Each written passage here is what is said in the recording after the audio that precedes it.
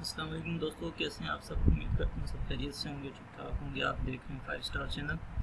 دوستو، آج ایک نیوز مجھے اس کے بارے میں علم ہوا تھا کہ دبئی کے ویزے جو ہے وہ عنقریب اوپن ہونے والے ہیں، تو میں نے سوچا چلیں آپ سے یہ بات شیئر کر دیں۔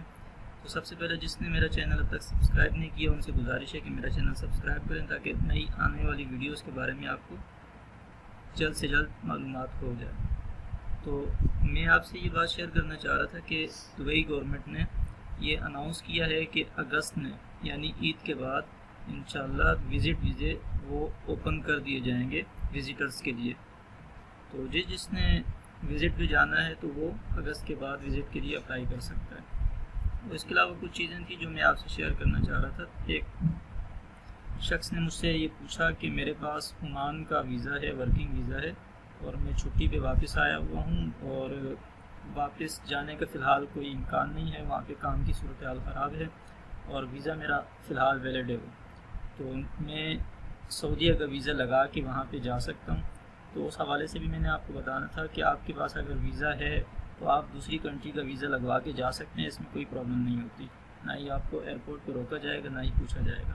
بس یہ ہے کہ اب تمام کنٹریز جو ہے جو جانے والے ہیں کسی بھی کنٹری کے اندر، انہوں نے یہ تقریباً کنٹریز نے یہ قانون لاگو کر دیا ہے کہ کووڈ-19 کا جو ٹیسٹ ہے وہ آپ نے لازمی کروانا ہوگا آنے سے پہلے۔